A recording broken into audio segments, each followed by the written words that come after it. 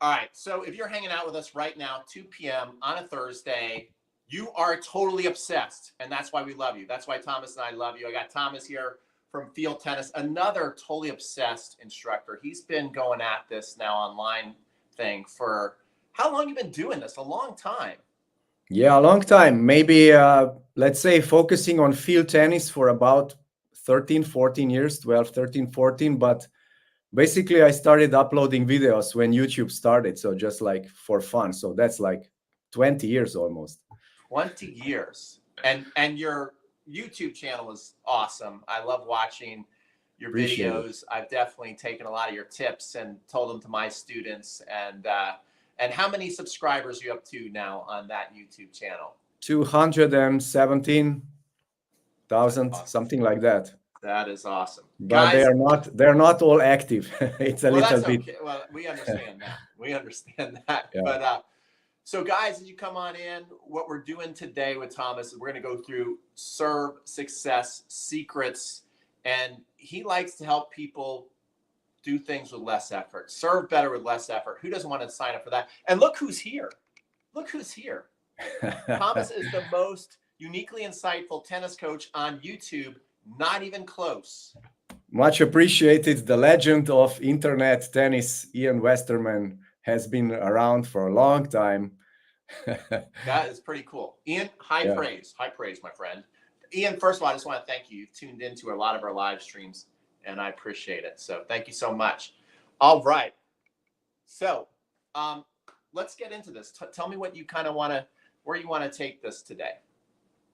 Yeah, well, we're going to talk about the serve, and I have some interesting things to show with the video analysis tool about the pronation and things like that. So that, like, my main message, I think, for players today in this live stream is that, you know, they should focus more on drills and not too much. Be careful with too much explanation, but getting too conscious. So I don't want people to get too conscious when they're working on the serve.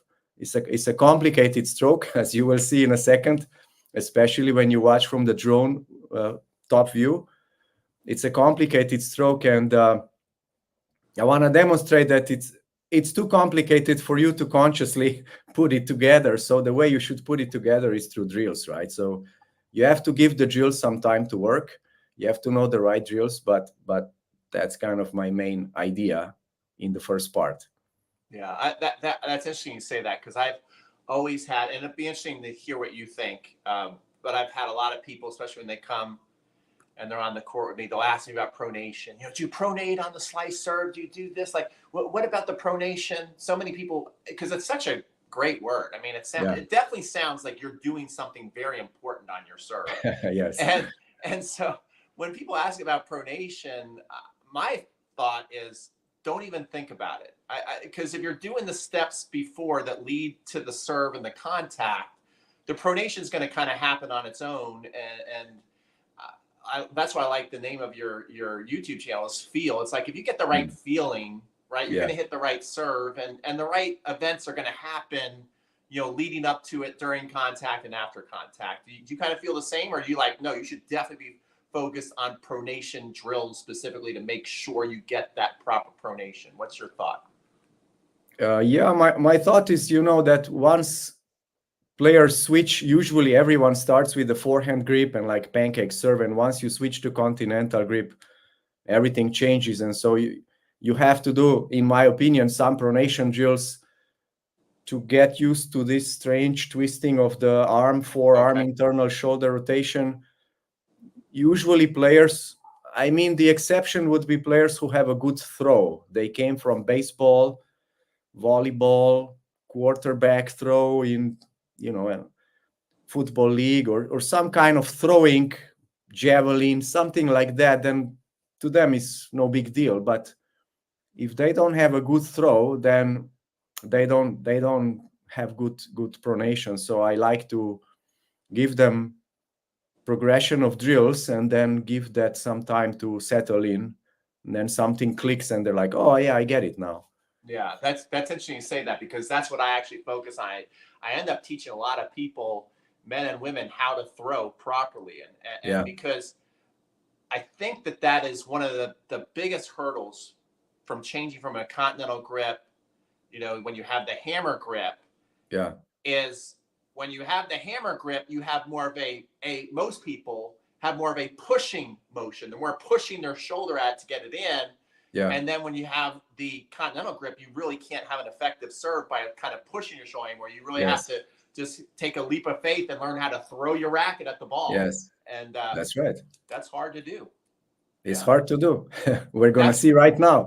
That's where experts like you come on in. So first of all, guys, we're at 70 people already. Come on in. Tell us who you are. Tell us where you're from. And ask any serve questions you have. And if you're nice, Tomaz might answer one or two. Okay. My pleasure.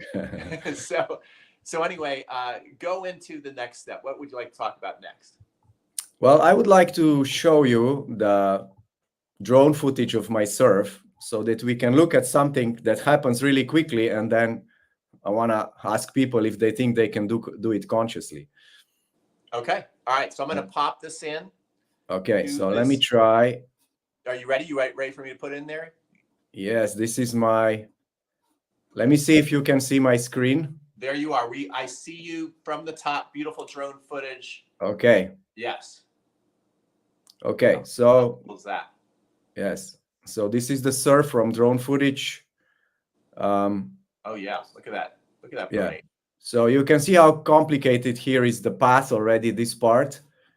So I can draw like this part's already relatively complicated, right? Complex. And then this twisting from, on the edge position of the racket here. Yeah. And into pronation. So what I want to show here is if I put the timer, right? So right now my racket is on the edge, as we call it, right? So it's pointing with the edge up to the drone, to the camera. And if I just go a little bit forward to contact, so this is contact, you can see that that took 600ths of a second, right? So the racket went from this position on the edge to contact in 600ths of a second. I didn't serve at full power. I served like a nice demonstration serve. So if I go with full power, maybe it's 500ths. And if, a pro serves with full power, maybe it's 300 or 400ths of a second, right? So I would just like to kind of people to think about and realize that they're not, our conscious mind cannot track 600ths of a second, and we cannot control our body in 600ths of a second. So the more you try to think about it, there are all sorts of explanations on YouTube about pronation. I made some videos in super slow motion, but those are videos that are interesting to observe, to understand what's going on. But we cannot learn through that, right? We cannot learn through analysis. Analysis is just very good for understanding. But there is no way you're going to consciously position the racket like this on the edge, and then you're going to go up here, and this is going to happen in 600ths of a second. So I want kind of people to think about, how am I going to do that if this happens in 600ths of a second? And like this second part is, another 600 or 700ths of a second.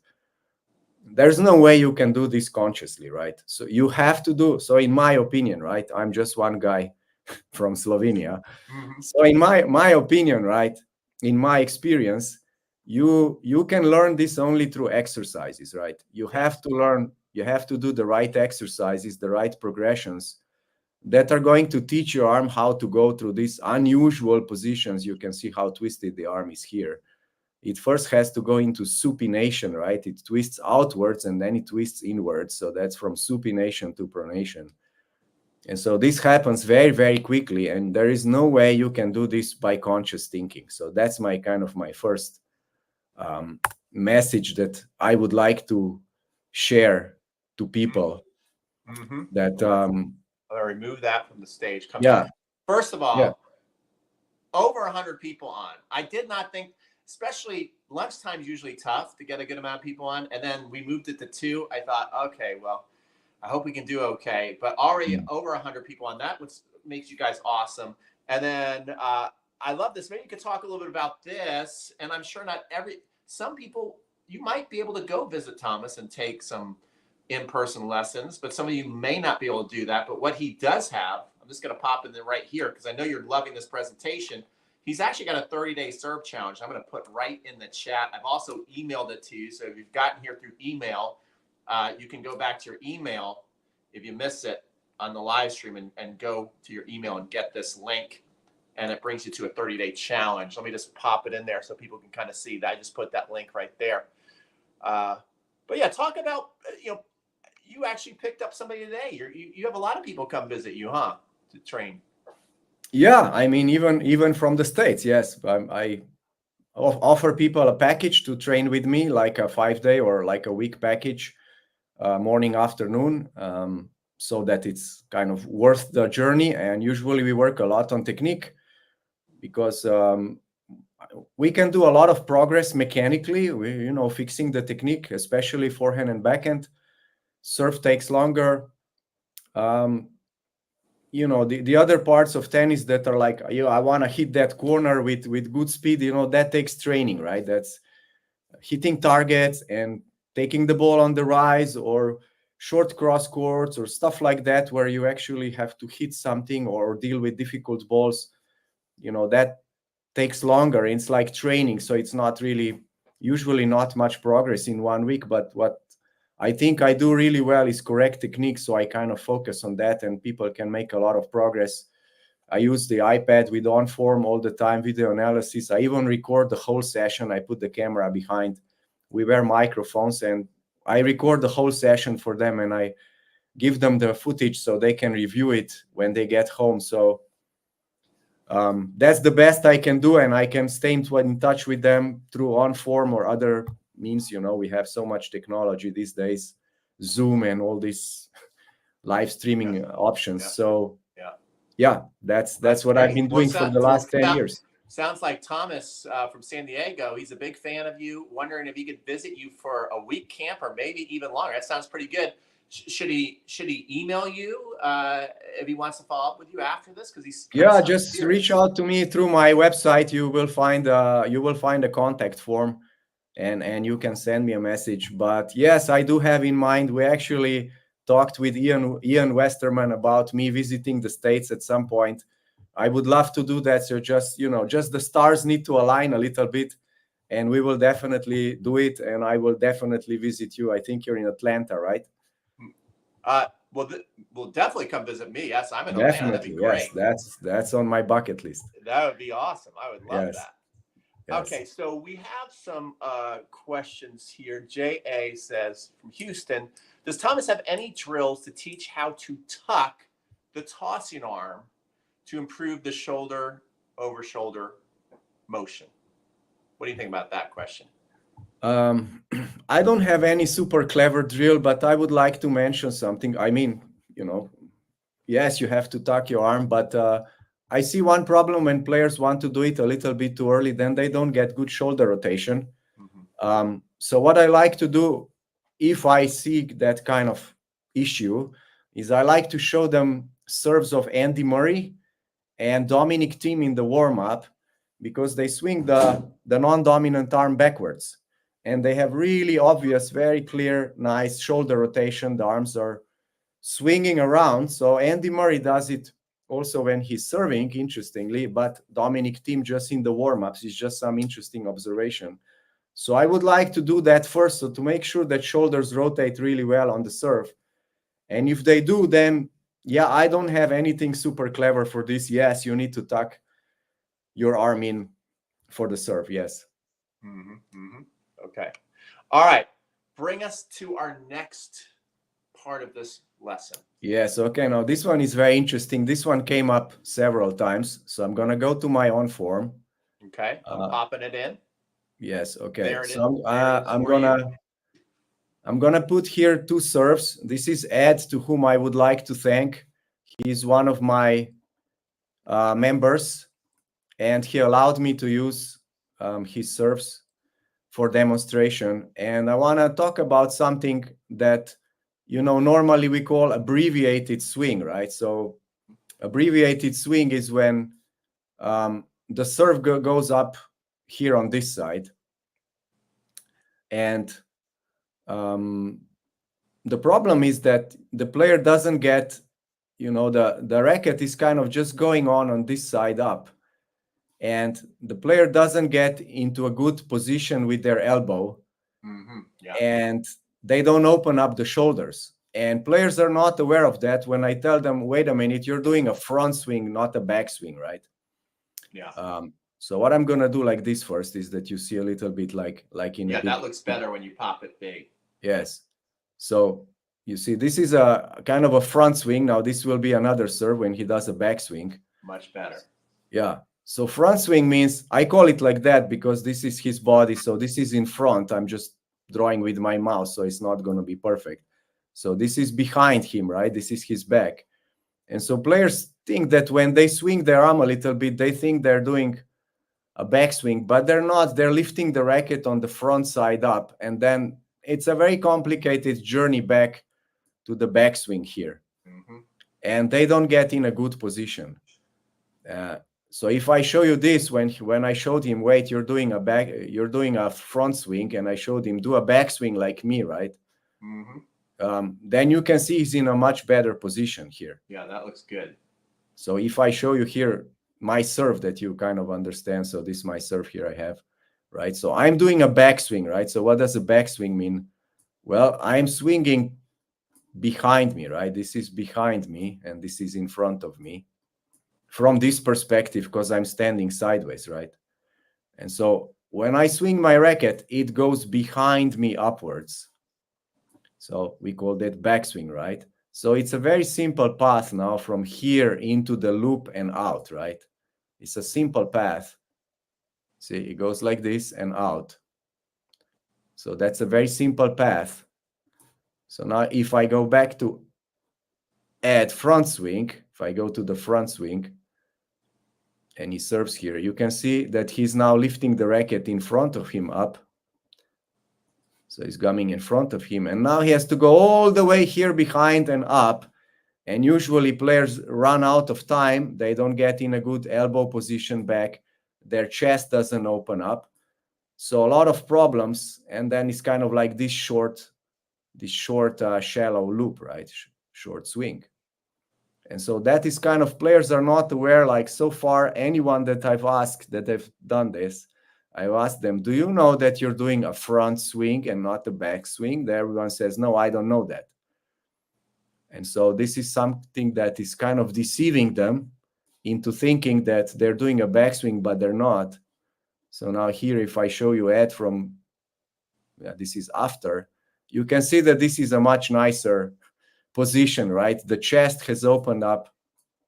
So the chest has opened up. The elbow is in the right position. He's in a nice trophy position. It's a very simple path here for the racket to go from here into the loop and out. And then we also encourages very good body rotation, right? So if I clear this up and you kind of watch his body rotate, you can see that it's a very nice body rotation into the ball. And so what you have to realize, right, is that actually it's the body leading everything, right? We rotate the body around and the arms follow. They follow around, right? So when players open up their body like this, they will obviously have to uncoil now. They have coiled this way, and they will obviously have to uncoil this way. And there is no other way than to use the body. And then that's why the arm relaxes so nicely, because he uncoils the body. So I'm going to clear the lines that you can see, right, how this functions correctly, right? This functions mechanically really nicely. And this was like just, he sent a video to me, like in the membership area there. This was like his first day, like his first attempt. So imagine that's a pretty dramatic improvement in one day. Good for yes, like that. Just, okay, let me try and do a backswing, because I did a video analysis for him with my serve. And I showed him, look, man, you're doing a front swing. That was like my third time that was showing to players in the members area, right? So you're doing a front swing. Now, I'm not saying this is terribly wrong. You have players like Auger Aliassime or Coco Gauff, Dominic Thiem, like I mentioned. They're doing this, we call it the abbreviated swing, right? It's an abbreviated swing. But the difference with the pros is they will get their elbow here at the end Yes. of the swing. Now, I can't show them for copyright reasons, but you can Google them. Just Google, for example, Auger Aliassime has a very nice technical serve. Just find him on YouTube, put Auger Aliassime serve. Or You, Roddick, like actually one of our, and he wants to know where you're from. Sir Gordon Tanner is a legend, by the way. He comes on all our live streams. He's got grass courts in his backyard, wonderful. and so maybe someday he can visit you. But he was there's something I call the secret power source, which is basically I want people to get palm down, in a throwing Yeah, position as opposed to yeah, being here or like this guy having the elbow come out that way rather than back. yeah. But like you're saying, would you say that Andy Roddick had like a front swing? But again, his Yes, elbows goes way back because of his yes. stance and everything. Yeah. That's right. Every pro will eventually get in the same trophy position, Mm-hmm. like me here, right? So every Yeah. pro is gonna get into Yeah. this position, right? Yeah. They're gonna get into this position where their body is opened up. We can see the chest from back view, and we see the elbow here behind the body, like there is space. So it's just that. So this is the new one, right? So this is the old one. So the problem that I see with the recreational player is that they're not aware of that, and they're not kind of pushing the elbow back here and opening Mm-hmm. up the chest, right? Mm-hmm. So I'm not saying this swing is wrong. Of course, some pros serve like that. It's just that you have to do something a bit artificially, like voluntary. You have to open up your body and you have to push back the elbow. It does not happen naturally. That is the problem I see. Whereas if you swing the racket backward, you're opening your body naturally immediately, and the elbow comes in the right place without thinking. And so that's why at recreational level, I personally don't like this type of serve. It causes problems. It's complicated. So I'm not saying it's wrong. The pros can get away with it, but they have daily lessons for 20 years. Or when they were kids, they were practicing the serve, every day or every second day for several years, and they figured it out. Their coaches corrected them. And maybe they like this kind of style, but it is complicated style for a recreational player. And I'm just kind of putting that out to players that they're kind of aware. Look, you're doing a front swing. It gets complicated. It is not so difficult. So what I want to share also is not so difficult to swing the racket backward. Now you don't have to go like all the way that way and come back. Just get the racket behind you immediately. Immediately your body, your chest starts to open and the elbow gets in the right place without, again, not too much thinking. And we have to be careful that we're not doing too much thinking, right? So I have other examples of these players learning this like in a couple of minutes. As soon as I show them the video and they can visualize, they can swing like that. Now obviously they're not going to serve well immediately into the court after 5 minutes because it's a disruption to their existing technique. Mm-hmm. But they will feel that this is effortless, much easier, much better to execute, and their body will very quickly accept this, and their mind, and then that means they're on the right track, right? So once they're on the right track, then with repetition it will just get better. Good stuff. Are you guys getting this? That's pretty good. I like that. And that guy definitely looks much better. So great job there. Let us know if you have any questions. The secret power source saved me from the drunken sailor. So thanks, Pete. Appreciate. Need for a big shoulder turn on. Okay, cool. Let's see. Yeah, I call it the party stance, which kind of makes that same thing happen that you're talking about. So sometimes it's just what people say and what connects with different people too, right? So yes, and I think good instructors are able to look at a student and know just the right thing to say at that's the right right time. That is the art of coaching. Takes many years to figure out, especially with adults, what can I change, what can this person change according to their age, how many times per week they play, their skill level, and so on. It's very difficult thing to do. I think you need minimum 15 years of experience which means in the first 15 years you're making mistakes, and you're not helping people. You are ruining them. You are making life difficult for them. You don't know exactly where to intervene and how much to intervene, because there's so many different variations. So you kind of develop, I think, after many years, some kind of gut feeling. It's not super analytical, logical. You have a gut feeling, okay, I'm going to go with this. And if you ask me exactly, like if you were with me on the court, you ask me why, sometimes I do have a logical answer and sometimes I don't. I just kind of, I think this is better.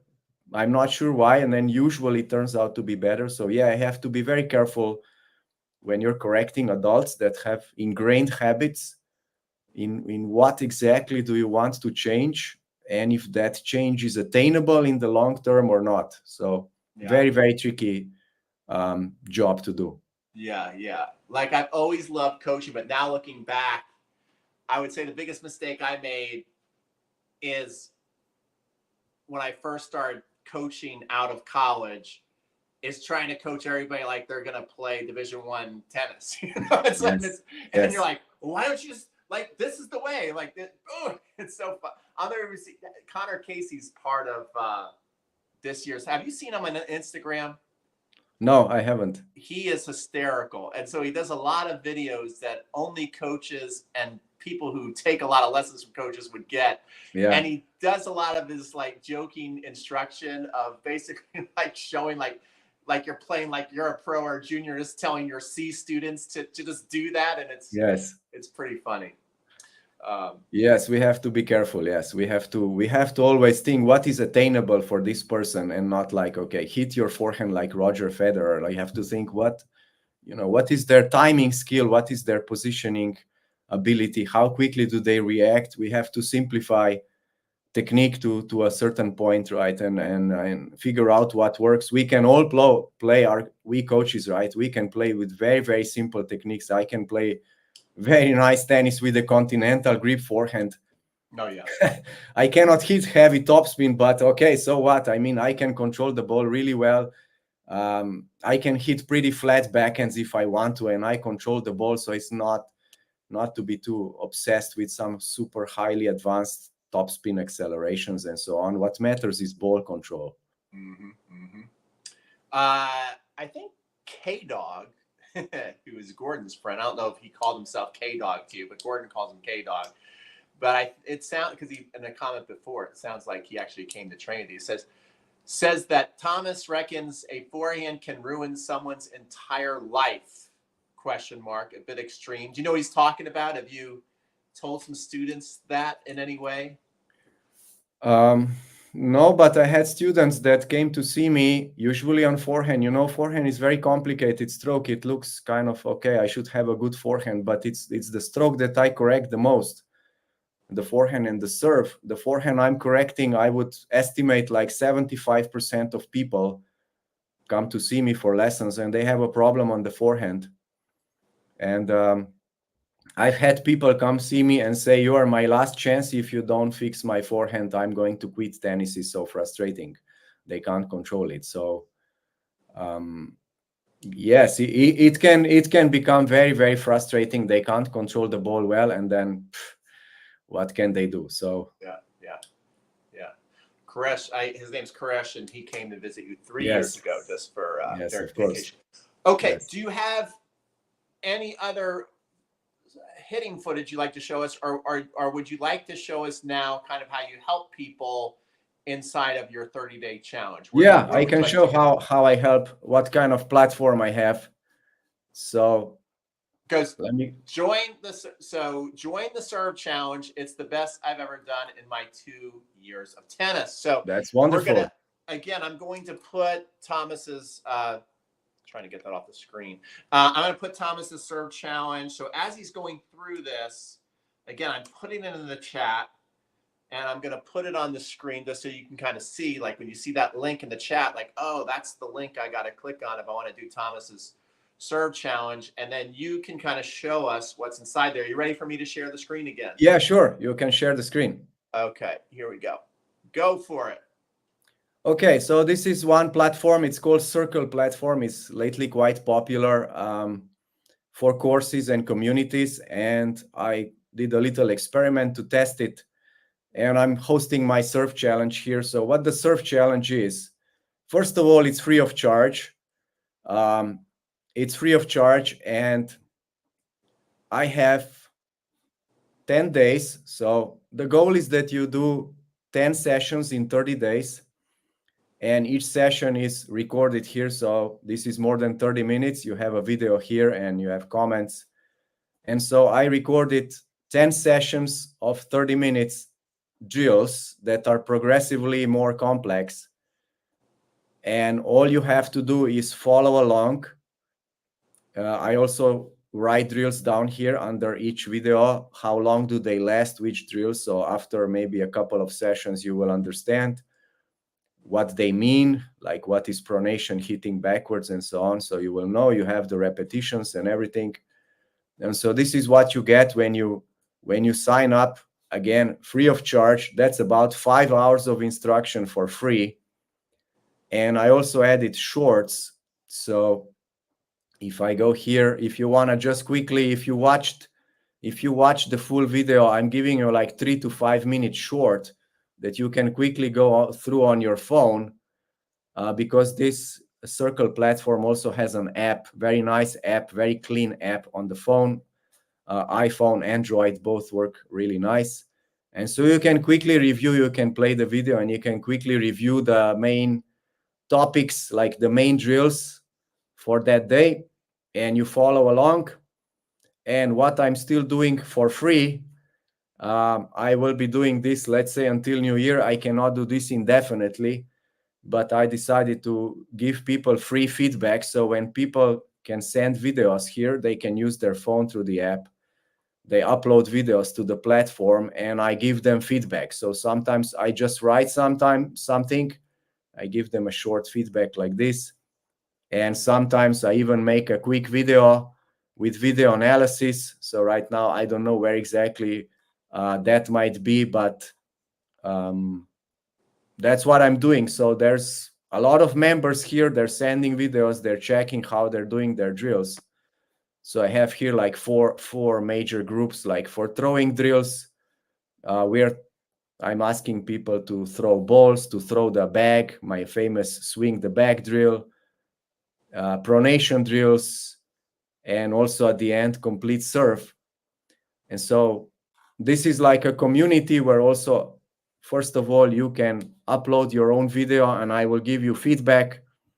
I think I'm going to do that until New Year for free. And then later I might charge something for this feedback. But this platform will be free, or the course will be free forever. I just have to make a living somehow.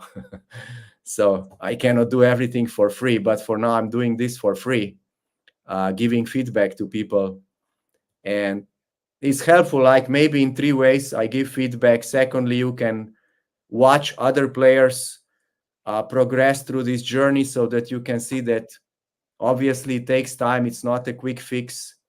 And you can, of course, join the community and comment on their serves. So it's not just me. There are other players commenting on this. So currently we have over 300 members.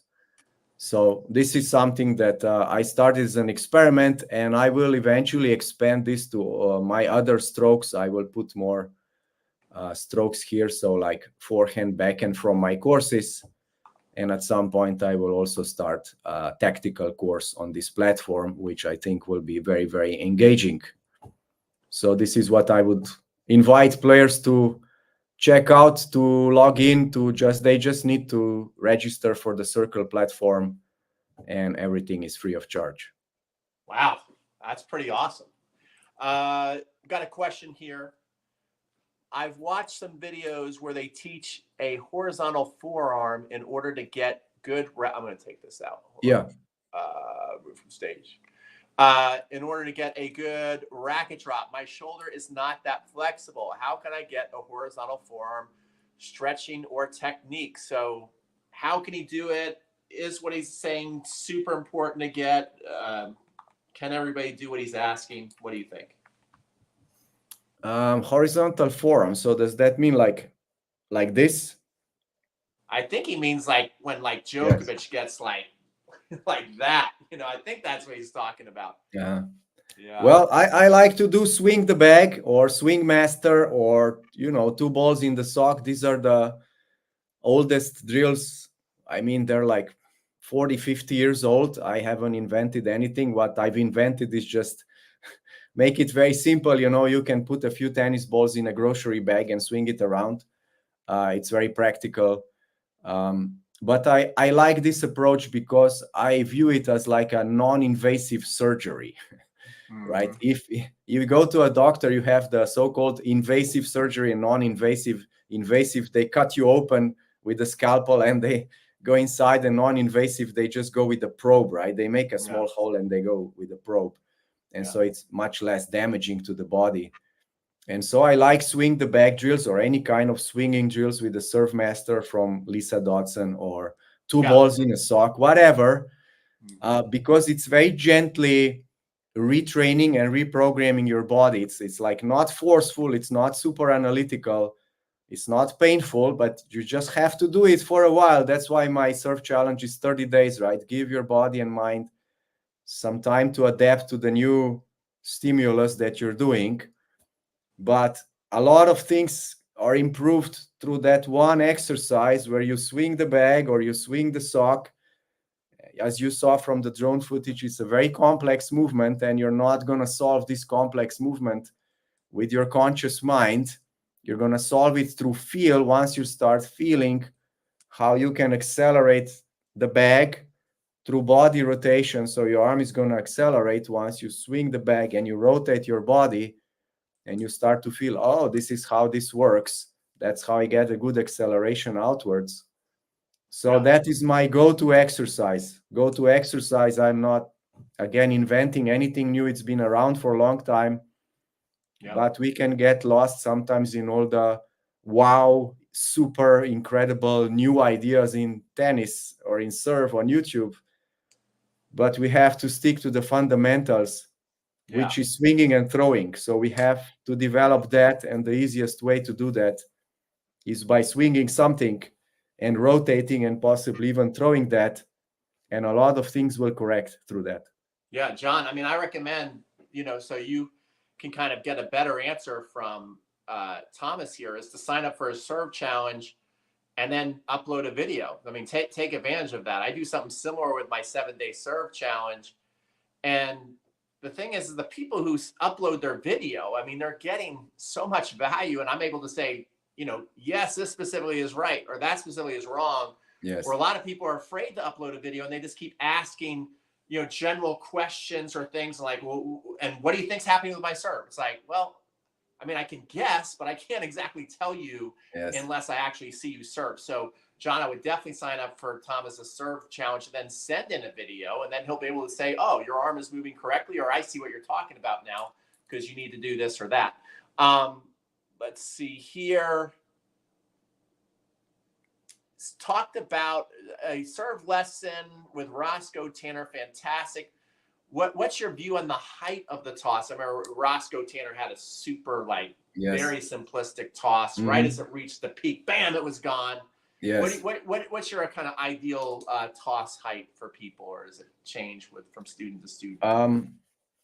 Based on the swing that I like, that is very simple. Like I showed before, that you have actually a backswing and that both arms go together. So I don't like this kind of one arm first and the other one later. Again, pros can pull it off. At recreational level, it's problematic to delay the arm. You already have, the ball is in the air 1 second or less. So you have to make things attainable. So the toss should be maybe like one racket length above your contact point, right? Something like that. So that's kind of a good guideline. Can go a bit higher.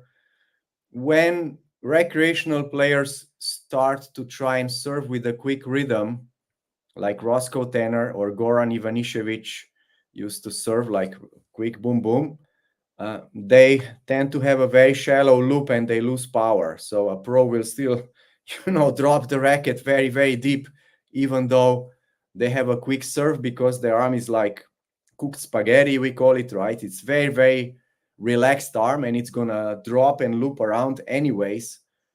But the problem at recreational level is that the player will get very tense usually when they do a quick motion, and then they are losing power, and then unfortunately they feel that. I mean, unfortunately, they're going to start forcing it through their shoulder and their body and develop some injuries and so on, and force the serve. So I would not advise Roscoe Tanner type of serve toss for recreational tennis players unless, again, they come from some kind of throwing sport and they can pull it off. Yeah. Well, here's a question, or a statement, but I'm not sure that most power comes from the arm. What do you think about where is the majority of power coming from on the serve? There's only people say, "Oh, it comes from the legs. Oh, it comes from the arms." Like, well, yeah, there was a very famous, at least in the coaching, tennis coaching community, very famous biomechanical study of the serve done at least more than 10 years ago, 15 years ago, when they put electrodes and measuring devices on players and measured how much they activate muscles, how much does certain body part move. So the legs contribute about 10% for anyone interested. The most power comes from trunk rotation. The arm is loose, but a lot of power comes from internal shoulder rotation and pronation. So I think Florian Mayer demonstrated one serve. I haven't yet. I have it in my members area for anyone that is a member on my YouTube. That's the paid membership area where I demonstrated the serve sitting down with my butt on the ground. So my legs are straight. I'm sitting down and I just whack the ball like not 100 miles an hour, but maybe 90 miles an hour, just sitting down, no legs, no body rotation, nothing, just pronation and internal shoulder rotation. So if you do that well, you get a lot of power just from that.